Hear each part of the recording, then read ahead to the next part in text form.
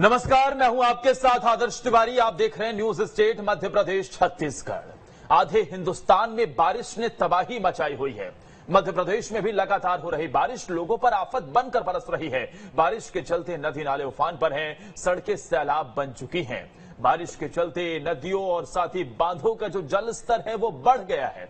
एहतियात बरतते हुए प्रशासन ने बांधों से पानी छोड़ा है। लोगों को सतर्क रहने की अपील की गई है, लेकिन उसके बाद भी लोग लापरवाही कर जान जोखिम में डालकर नदी नाले पार कर रहे हैं। शाजापुर से कुछ ऐसी ही तस्वीर सामने आई, जहां बस ड्राइवर स्कूली बच्चों से भरी बस को तेज बहाव के नाले में उतार देता है, जिसके चलते घंटों तक कई बच्चों की जान पर आफत बनाई। लेकिन सवाल यह कि आखिर इतनी बड़ी लापरवाही क्यों और कैसे की गई? ऐसे बस ड्राइवर, बस संचालकों का क्या, जो अनमोल जिंदगियों की कीमत भी नहीं समझते? और अगर कोई अनहोनी होती तो कौन होता जिम्मेदार? आखिर क्यों लोग खतरे के बाद भी लापरवाही कर रहे हैं? इसी पर चर्चा करेंगे, लेकिन सबसे पहले देखिए हमारी एक खास रिपोर्ट।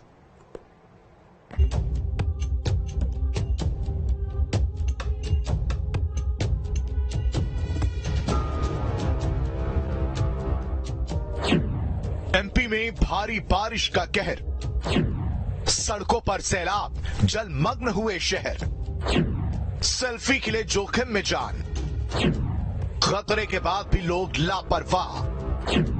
शाजापुर में घंटों तक फंसे स्कूली बच्चे, ये लापरवाही पड़ सकती है भारी। मध्य प्रदेश में लगातार हो रही बारिश ने तबाही मचाई हुई है। मूसलाधार बारिश से नदी नाले उफान पर है, सड़कों पर सैलाब है। कई जगहों पर सड़कों पुलों के ऊपर से पानी बह रहा है और लोगों को जान जोखिम में डालकर यात्रा करनी पड़ रही है। लोग सुरक्षित रहें, इसके लिए लगातार शासन से लेकर प्रशासन तक लोगों को सतर्क रहने की अपील कर रहे हैं, लेकिन उसके बाद भी लोग लापरवाही से बाज नहीं आ रहे। भारी बारिश के बीच शाजापुर के बकला खेड़ी एक दिल दहला देने वाली तस्वीर सामने आई है, जहां ड्राइवर की लापरवाही के चलते नाले के बीच एक स्कूली बस फंस गई। पानी के बीचों बीच फंसी बस में 2 दर्जन से ज्यादा स्कूली बच्चे सवार थे। कई घंटों तक स्कूली बच्चों की जान अटकी रही। फलाओ गांव वालों का, जिन्हें फुर्ती दिखाते हुए बच्चों की बस बाहर निकालने का कदम उठाया। ग्रामीणों ने फुर्ती दिखाते हुए एक ट्रैक्टर की सहायता से रस्सी बांधकर बस को पानी से बाहर निकाला। सिर्फ शाजापुर ही नहीं, नर्मदापुरम से भी लापरवाही कुछ युवकों को भारी पड़ गई। दरअसल भारी बारिश के बाद नर्मदापुरम तवा बांध लबालब हो गया है। खतरे के बाद भी कुछ युवक यहाँ सेल्फी लेने पहुँच गए, लेकिन जलस्तर बढ़ने के चलते चारों युवक यहाँ फंस गए। कड़ी मशक्कत के बाद युवकों को बचाया गया। छिंदवाड़ा में भी भारी बारिश से नदी और नाली उफान पर है। नदी के तेज बहाव में भारी भरकम ट्रैक्टर पानी में बह गया। ट्रैक्टर सवार 2 लोगों को सुरक्षित बचा लिया गया, जबकि एक शख्स पानी में बह गया। खतरे को देखते हुए कई बांधों का पानी छोड़ा जा रहा है। शासन प्रशासन लगातार लोगों को सतर्क कर रही है, लेकिन उसके बाद भी लोग लापरवाही से बाज नहीं आ रहे और जान जोखिम में डालकर नदी नाले पार कर रहे हैं। इस सैलाब से बचने के लिए प्रशासन के साथ साथ लोगों को भी जागरूक होना जरूरी है। Team news state. तो लगातार जिस तरीके की तस्वीर देखने को मिल रही है वो डराने वाली है। लोग लापरवाही कर रहे हैं और आइए अब आपको लापरवाही की 3 तस्वीरें दिखाते हैं। शाजापुर में जिस तरीके से स्कूली बच्चों की जान जोखिम में डाली गई, इसके अलावा नर्मदापुरम में खतरे के बाद भी कुछ युवक सेल्फी लेने में लग गए। ये 3 तस्वीर हम आपको दिखा रहे हैं। लापरवाही की ऐसी तस्वीरें कई बार लोगों की जिंदगी पर आन बनती है। और देखिए जरा कैसे ऐसा रिस्क वहां पर लिया गया, ऐसी लापरवाही कि एक तरफ शाजापुर में स्कूल की बस ये और इसमें बच्चे वो छटपटा रहे हैं। वो इस बात को लेकर लगातार वहां पर कहीं ना कहीं उनके मन में चिंता है कि कैसे वो यहां से निकले, लेकिन जान जोखिम में डालकर ये जो बस का ड्राइवर है ऐसी लापरवाही की यहां पर कुदा देता है। और उसके बाद स्थिति जरा देखिए कैसे बस बीच में ही फंस जाती है। जलस्तर लगातार बढ़ रहा है। तो नर्मदापुरम की तस्वीर, जहां सेल्फी लेने के चक्कर में तवा डैम और उसके बगल में ये लोग फंस गए, फिर इन्हें निकाला गया। छिंदवाड़ा में भी उफान पर है नदी नाले, ट्रैक्टर फंस गया, एक युवक इसमें बह गया।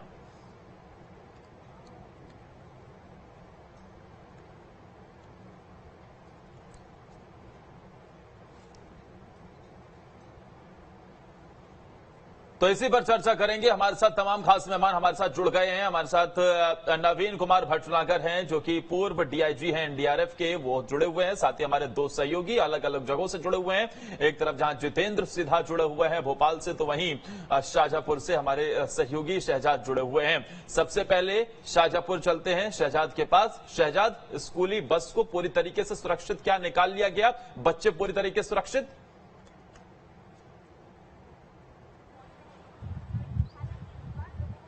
जी बिल्कुल, मैं आपको बताना चाहूंगा कि शाहजहांपुर जिले के बिकला खेड़ी का यह मामला है। यहां से बच्चों को सुरक्षित निकाल लिया गया, लेकिन करीब 1 घंटे तक माहौल काफी गड़बड़ा गया था। बच्चे घबरा गए थे क्योंकि बस ड्राइवर की गलती के कारण उनकी जान पर बनाई थी।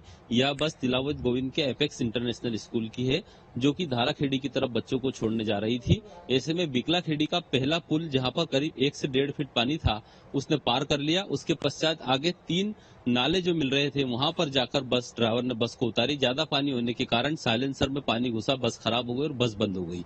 ड्राइवर ने करीब 10 से 15 मिनट तक मशक्कत की, लेकिन जब बस शुरू नहीं हुई और ऊपर बल्डी से पानी लगातार बारिश का आने लगा और बस में टायर से ऊपर तक जब पानी आ गया, तो ड्राइवर घबराया और ग्रामीणों को वहां पर बुलाया। बुलाने के पश्चात सभी ग्रामीणों ने धक्का लगाकर और ट्रैक्टर से बांधकर बस को बाहर निकाला। इस मामले में collector Dinesh Jain, SP Jagdish Dawar, home guard commandant Vikram Singh Malvi सहित अनेक लोग मौके पर भी पहुंच गए। बच्चों को सुरक्षित निकाला गया। बच्चे काफी घबराए हुए थे, उनके परिजन भी वहां पर मौके पर पहुंचे। इस मामले में जिला प्रशासन ने बड़ी कार्रवाई की है। कल शिक्षा विभाग की ओर से तत्काल उन्हें नोटिस दिया गया, प्रतिवेदन मांगा गया है कि आपके द्वारा आपराधिक काम किया गया है, बच्चों की जान खतरे में डाली गई है और इसके पश्चात धारा 151 की कार्रवाई ड्राइवर पर की गई है। वहीं ठीक है, जितेंद्र के पास चलते हैं। जितेंद्र, जरा बताइए फिलहाल भोपाल का क्या हाल? बिल्कुल, देखिए अगर भोपाल की बात करें तो भोपाल की स्थिति आप ये तस्वीरें देखकर पता लगा सकते हैं कि भोपाल में किस प्रकार की बारिश हो रही है। भदभदा डैम के 7 गेट खुल चुके हैं और 8वां गेट खुलने की यहां पर तैयारी शुरू हो गई है। दरअसल जिस प्रकार से बारिश हो रही है कल देर रात से ही, उसके बाद कल हम देखा था कि भदभदा डैम के 2 गेट खोले गए थे।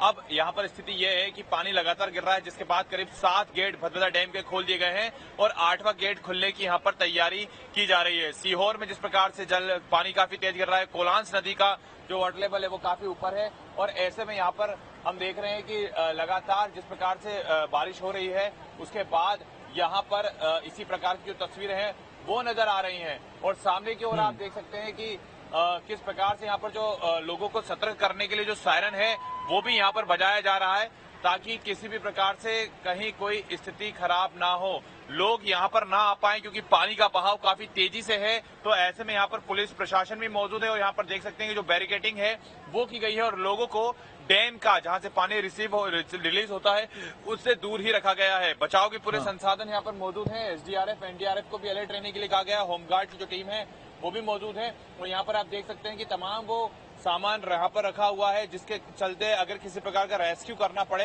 तो तुरंत ही जो टीम है वो रेस्क्यू में जुट जाए, क्योंकि पानी का आप बहाव देख सकते हैं। ये पानी यहाँ से रिलीज होता हुआ सीधे कलियासोत डैम की ओर जाता है और कलियासोत डैम में पानी भरेगा, उसके बाद कलियासोत डैम के गेट भी खोल दिए जाएंगे। हालांकि सूचना ये आ रही है कि जल्दी, महज कुछ ही समय के पश्चात अब जो कलियासोत डैम के गेट हैं वो खुल सकते हैं, क्योंकि यहाँ पर पानी का बहाव देख सकते हैं। ऐसे में अगर कलियासोत डैम के गेट खुलते हैं तो कोलार क्षेत्र में जो निचली बस्तियां हैं वहां पर दिक्कतें आ सकती हैं, वहां पर जलभराव की स्थिति बन सकती है।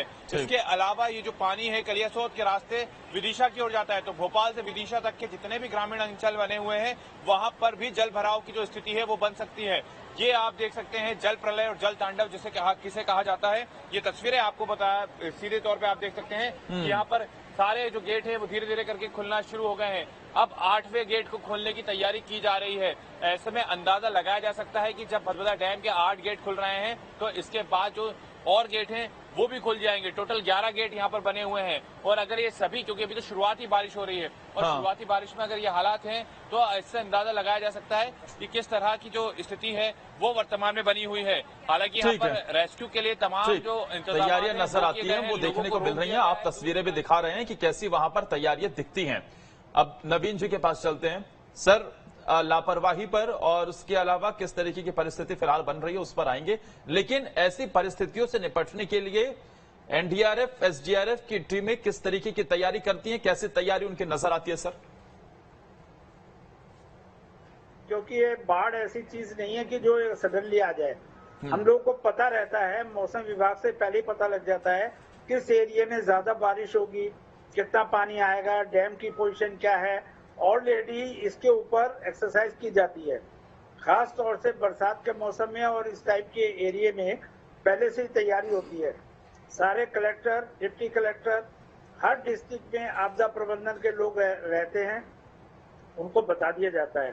पूरा रेस्क्यू ऑपरेशन की उनके बाद तैयारी होती है, रबर बोट्स होती हैं, उसके बाद जैकेट्स होती हैं, सेफ्टी जैकेट्स, उसके बाद ड्राई राशन का व्यवस्था होती है। खास तौर से पुलिस और होमगार्ड्स का ये ड्यूटी होती है कि जो पुल हैं, जहां ऐसा लो लाइन एरिया है, ये सब खाली कराया जाए और लोगों को ऊंचे एरिया में शिफ्ट कर दिया जाए। ऑलरेडी ये सेट ड्रिल होती है, ऑलरेडी स्टैंडिंग ऑर्डर्स होते हैं, ऑलरेडी एसओपीज होते हैं, जो हर डिस्ट्रिक्ट में हर एक को मालूम होते हैं। कोई नई चीज नहीं है, पिछले साल भी ऐसा ही हुआ था, इस साल भी ऐसा ही हुआ। हाँ। और लोग जानबूझ के जो ऐसे नदी नाले ऐसे क्रॉस करते हैं या छोटे पुल क्रॉस करते हैं, उनको पता है बाढ़ आ रही है, उनको पता है कि कभी भी जो है ऐसा हादसा हो सकता है। लेकिन पुलिस क्या कर रही थी? क्यों पुलिस ने अलाउ किया? होमगार्ड क्या कर रहे थे? उन्होंने क्यों अलाउ किया? ये तो उस एरिया के जो सर्किल ऑफिसर हैं, जो उस एरिया के पिकेट्स है, ये उनकी ड्यूटी है। ऑलरेडी उन्हें पता है, कोई नया काम नहीं करने जा रहे हैं। हाँ। अगर वो लोग अपना काम अपने टाइम पे करें, हाँ, तो बाकी को प्रॉब्लम आएगी नहीं। जी नवीन सर, ये सवाल इसलिए अहम हो जाता है, एनडीआरएफ, एसडीआरएफ की टीम पूरी तरीके से तैयार थी, लेकिन उसके बावजूद भी अगर इस तरीके की लापरवाही नजर आती है, जब बच्चों की जिंदगी को खतरे में डाल दिया जाता है, जब सेल्फी के चक्कर में लोग वहां उफनती नदी में वहां पर फंस जाते हैं, जब लगातार हम देखते हैं कि घटनाएं एक के बाद एक होती हैं और उसमें लापरवाहियां नजर आती हैं, तो फिर ऐसी लापरवाही का इलाज क्या है? और लोगों की लापरवाही के साथ ही क्या प्रशासन की तरफ से किसी तरीके की, या फिर ये कहें कि अलर्ट मोड जारी किया जाता है, लोगों को अलर्ट किया जाता है, जहां पर पुल पुलिये बहने की स्थिति में उसे लेकर अलर्ट किया जाता है कि भाई इस रास्ते से ना गुजरे हैं, ये खतरे वाली स्थिति है? बिल्कुल सही बात है। ऑलरेडी सायरन बजाया जाता है, जब भी डैम के गेट खुलते हैं सायरन बजाया जाता है। इसका मतलब होता है कि सायरन बजने का कि आप डैम से क्रॉस नहीं करेंगे। पुलिस एकदम अलर्ट हो जाती है, किसी भी हालत में किसी को अलाउ नहीं करती। सबसे पहले तो इसके ऊपर लीगल एक्शन होना चाहिए। हाँ। उन पुलिस वालों के ऊपर एक्शन होना चाहिए जो उस एरिया में तैनात हैं। क्यों नहीं उन्होंने अपनी ड्यूटी ठीक से करी? दूसरा, 304, 306 में बस के ड्राइवर के ऊपर, स्कूल प्रबंधन के ऊपर सीधा एक्शन होना चाहिए, एफआईआर होनी चाहिए। जो कंसर्न लोग सर, जिस सायरन का आप जिक्र कर रहे हैं, शहजाद के पास वापस से चलते हैं। शहजाद, जो नवीन कुमार भटनागर जी कह रहे हैं कि लोगों की लापरवाहियां तो है ही, प्रशासन की भी क्या मुस्तैदी नजर आती है? क्या लोगों को जागरूक करने का काम किया जा रहा है? सायरन वाले को बुलाने अपन को सायरन बजवाना पड़ेगा।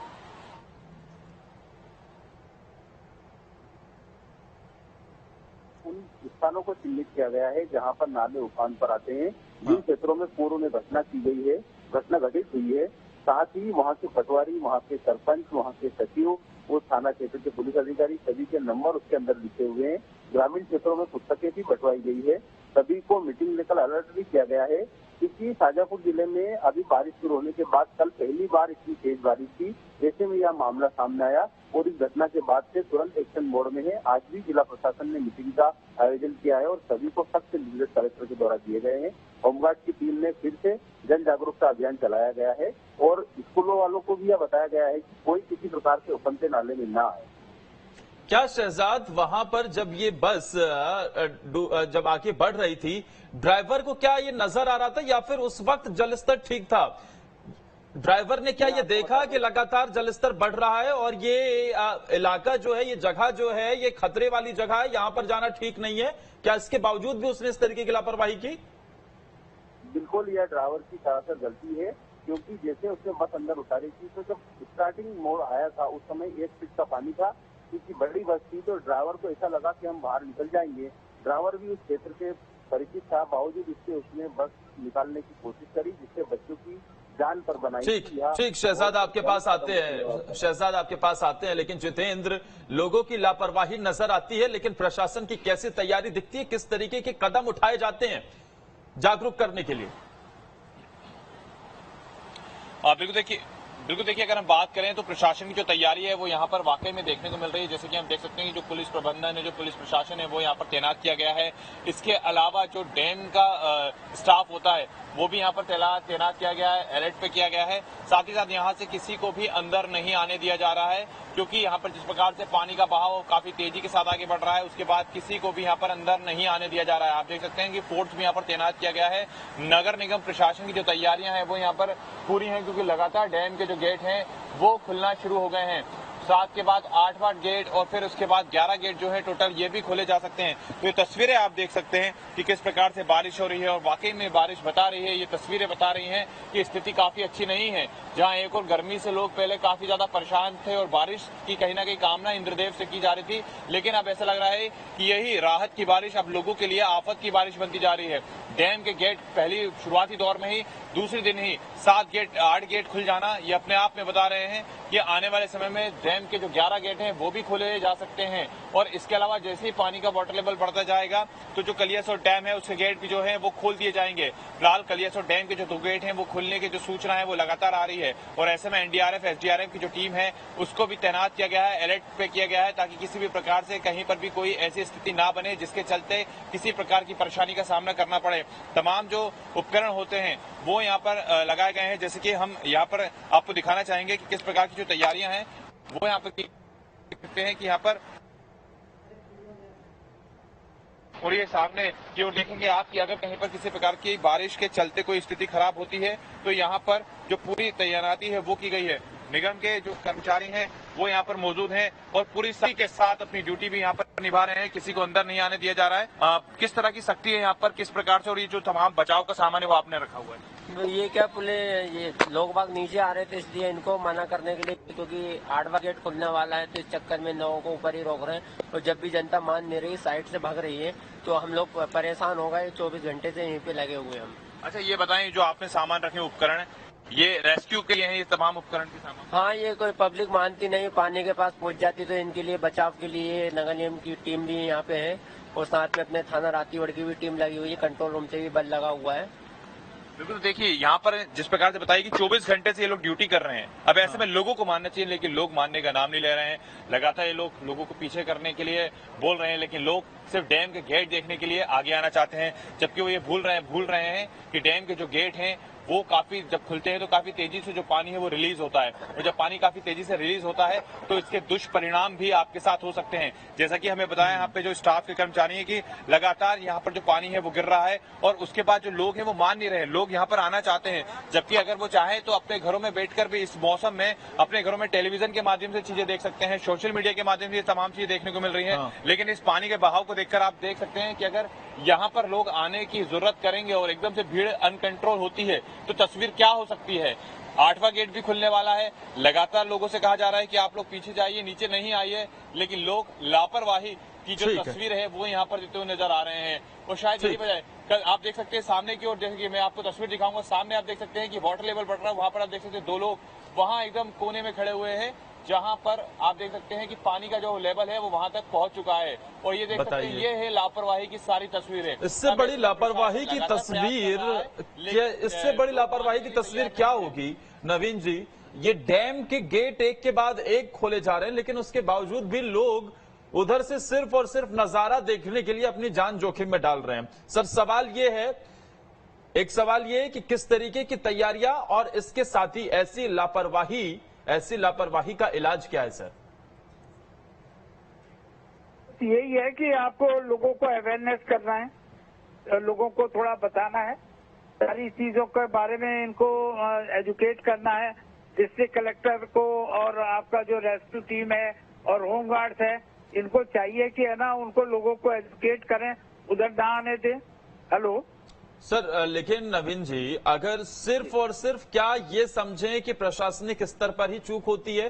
क्या एक व्यक्ति जो सेल्फी के चक्कर में वहां जा रहा है कि भाई 4-5 फोटो ले लूं, सोशल मीडिया पर अपलोड कर दूं, लेकिन वो इस बात का ध्यान नहीं रख रहा? बच्चे नहीं है ना सर, समझदार आदमी है। अभी भी जो तस्वीर हम दिखा रहे, क्या उन्हें ये नहीं दिख रहा है कि ये नदी उफन रही है, ये नाला उफन रहा है और किसी भी तरीके की घटना हमारे साथ हो सकती है? क्या उस बस ड्राइवर को नहीं दिख रहा है कि आगे जो है जलस्तर लगातार बढ़ रहा है, अगर अगर मैं आगे जाऊंगा तो ये खतरे की घंटी हो सकती है। ये क्लियर इंडिकेट करता है कि लोगों में डर नहीं है, प्रशासन का डर नहीं है, पुलिस का डर नहीं है, उनको अपनी जान का डर नहीं है। जब तक 2-4 लोगों पे सख्त कार्रवाई नहीं होगी, 2-4 लोगों को आईपीसी में आपका 306 में 304 में जब तक एक्शन नहीं होगा, अरेस्ट नहीं करेंगे, जब तक डर नहीं होगा। डर देना बहुत जरूरी है, एजुकेट करना बहुत जरूरी है, बैरिकेड लगाना बहुत जरूरी है। ये सब कार्रवाई अगर करते रहेंगे तो मैं समझता हूँ इसमें काफी कंट्रोल हो जाएगा। ऐसी कोई बहुत बड़ी बात नहीं है जी। ठीक है सर, ये भी सर बताइए, जिस तरीके से जो तस्वीर नजर आ रही है, मैं आपके पास आता हूं, लेकिन हमारे साथ विक्रम सिंह जुड़ गए हैं जो कि होमगार्ड हैं और वहां पर पूरी स्थिति को नजर आते हैं और पूरी स्थिति पर नजर बनाए रखते हैं। शाहजहांपुर के जो रेस्क्यू किया गया है उसमें उनकी अहम भूमिका है। विक्रम जी, जरा बताइए, क्या तस्वीर आपने अपनी आंखों से देखी, कैसे ये बच्चों, और जब बच्चों को बाहर निकाला गया तो उनकी स्थिति क्या थी सर? सर, ये ड्राइवर की टोटल लापरवाही है, स्कूल प्रशासन ड्राइवर की लापरवाही है जो सामने आई है, और उसमें कलेक्टर साहब ने स्पष्ट निर्देश दिए कि इन लोगों पे कार्रवाई भी की जाएगी। बस पे और बस के ड्राइवर को भी अरेस्ट किया गया है, और आगे इसकी कार्रवाई नहीं हो इसलिए आरटीओ को भी सख्त निर्देश दिए गए हैं कि ड्राइवरों को बुला के उनकी मीटिंग की जाए और उनको सख्त निर्देश दिया कि जब भी नदी नाले उफान पे हो या पुल रफ्तों पे पानी हो तो बिल्कुल भी बस और कोई से भी 2 व्हीलर या 4 व्हीलर नहीं उतारे जाए। एक सवाल, ये इलाका कैसा है? जैसे ही अचानक ये बस फंस गई, क्या स्लोपी एरिया है? इसके अलावा आप लोगों को किस तरीके के निर्देश दिए जाते हैं? सर, ये स्लोप एरिया नहीं है। उस समय जब बस उसने उतारी थी तो पानी नहीं था। उसका कहना, जो ड्राइवर से मेरी बात हुई, ड्राइवर को मैंने डराया भी था, तो उसका कहना था सर पानी नहीं था, अचानक ऊपर से पानी आया और उसकी बस बंद हो गई, उस वजह से दुर्घटना। लेकिन वो दुर्घटना बहुत सीरियस है, ऐसी दुर्घटना आगे नहीं हो इसे तो हमने पूरी कार्रवाई की है। राज्य स्तर पर हमने स्टेट कमांड सेंटर की स्थापना भी की है जिसका 1079 टोल फ्री नंबर है। इस पे कभी भी आप 24 आवर में कभी भी बात कर सकते हैं, जहाँ तत्काल आपको रिस्पांस मिलेगा। तो हमने प्रदेश स्तर पे 258 DRC centre, district rescue centre की स्थापना की, आपदा बचाव केंद्र की, जिनके पास फुल मतलब आपदा फ्लड के रिलेटेड सामग्री है, मोटर बोट है, ओबीएम है, रस्ते टार्च आदि सभी उनको दिए गए हैं। एक WDR सिस्टम भी हमने अभी डेवलपमेंट किया है, disaster warning and response system, जिसमें जो भी आपदा की सूचना आती है तत्काल उसको अपडेट किया जाता है। इसकी मॉनिटरिंग ऊपर लेवल से भी की जाती है। प्रत्येक जिले में हमने EOC सेंटर की स्थापना भी की है, इमरजेंसी ऑपरेशन सेंटर, जहाँ 24 आवर एक अधिकारी और 3 जवान रहते हैं जो जहां से भी फोन ऐसे डिजास्टर के आते हैं उन पर तत्काल रिस्पांस करते हैं। जिले में हम लोगों ने QRT टीम की भी स्थापना की है, क्विक रिस्पांस फोर्स, जो जैसे ही घटना की सूचना मिलती है हम तत्काल रिस्पांस करके घटनास्थल पे कम से कम समय में और ज्यादा से ज्यादा जान माल की सुरक्षा के लिए वो टीम गठित की है। ठीक है विक्रम जी, ये बताइए, एक तो सबसे पहले जब बच्चों को बाहर निकाला गया तो बच्चों की स्थिति क्या थी? दूसरा सवाल ये है कि क्या इस प्रकार की जानकारी आप लोगों के पास रहती है कि अब यहां पर जो जल स्तर है वो एकाएक बढ़ने वाला है, कुछ इलाके भी आसपास के जो है उसकी चपेट में आ सकते हैं, जल स्तर एकाएक बढ़ सकता है क्योंकि पीछे से पानी छोड़ा जा रहा है और बारिश लगातार हो रही है। अब ऐसी परिस्थिति में लोगों को जागरूक करने के लिए किस तरीके के कदम उठाए जाते हैं? क्योंकि गांव ग्रामीण के लोग अमूमन ये बात की जाए कि उनके पास ये नंबर की बात हो, उनके पास ये जानकारी नहीं होती है कि किससे संपर्क किया जाए, कैसे संपर्क किया जाए। सर, गांव में जो भी चौकीदार रहता है, चौकीदार फर्स्ट रिस्पॉन्डेंट रहता है, जो गांव का मतलब उसको जानकारी भी रहता है, उसे सब आइडिया भी रहता है। हाँ। तो प्रत्येक चौकीदार को हम लोगों ने EOC सेंटर का नंबर भी दिया है, इमरजेंसी, उसके बाद डिस्ट्रिक्ट कंट्रोल रूम है उसका नंबर है, डिजास्टर कंट्रोल रूम की स्थापना भी हमने जिले में की, उसका नंबर भी है, हम लोगों का नंबर भी उन लोगों के पास है। तो तत्काल ऐसी जैसी दुर्घटना होती है उसकी रिस्पांस करते हैं। और चूंकि ये नाले में जलस्तर एकदम बढ़ने का नहीं था, वो ऊपर पहाड़ी के ऊपर से पानी गिरा था, उससे आया था। वैसे कोई ऐसा डैम वगैरह आसपास नहीं है जिससे पानी छोड़ा जाए और हम लोगों को इन्फॉर्मेशन नहीं हो। इन्फॉर्मेशन के लिए सब स्रोत हमने पहले से गठित कर दिए हैं, टीमों का गठन भी कर दिया गया है और सभी को अपनी अपनी रिस्पॉन्सिबिलिटी सभी को पता है। तो ऐसी दुर्घटना, ये आकस्मिक दुर्घटना थी जो उसकी ड्राइवर की लापरवाही से हुई थी। अब किस तरीके की कार्रवाई का प्रावधान है इस तरीके की लापरवाही पर? हाँ सर, उसका तो लाइसेंस भी जब्त कर जाएगा। जो बस है वो बस का वो जो परमिट है वो भी वो करके और उसको थाने में खड़ी करवा दिए, और जब अब उस पर स्कूल पे भी, स्कूल प्रशासन पे भी कार्रवाई की जाएगी और बस के मालिक पे, बस ड्राइवर पे, दोनों पे कार्रवाई।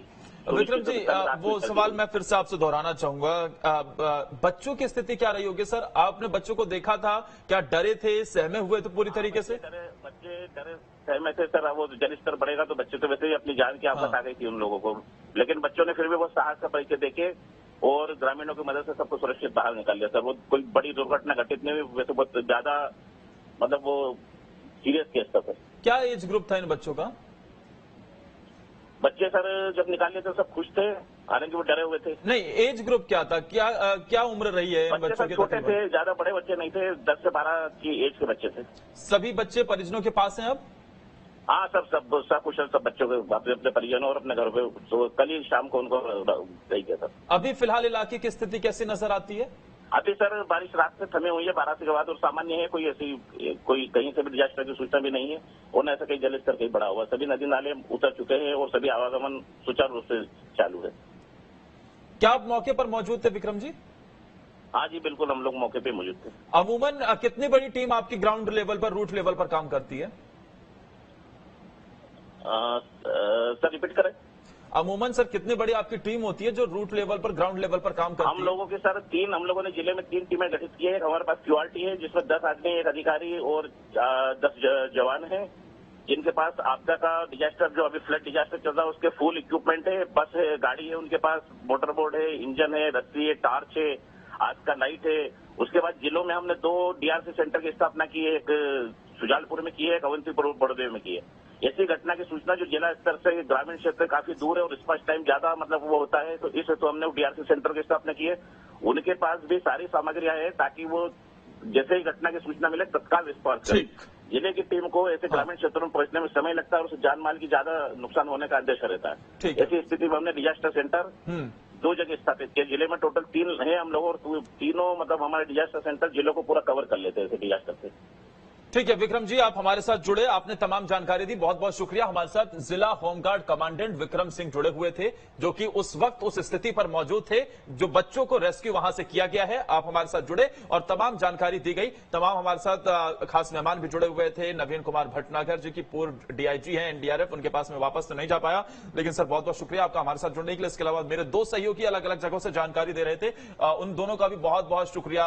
नवीन, वहां पर जितेंद्र की बात हो या फिर शहजाद की बात हो, लेकिन लगातार बाढ़, बारिश और लापरवाही कब तक और क्यों, ये बड़ा सवाल है। नमस्कार।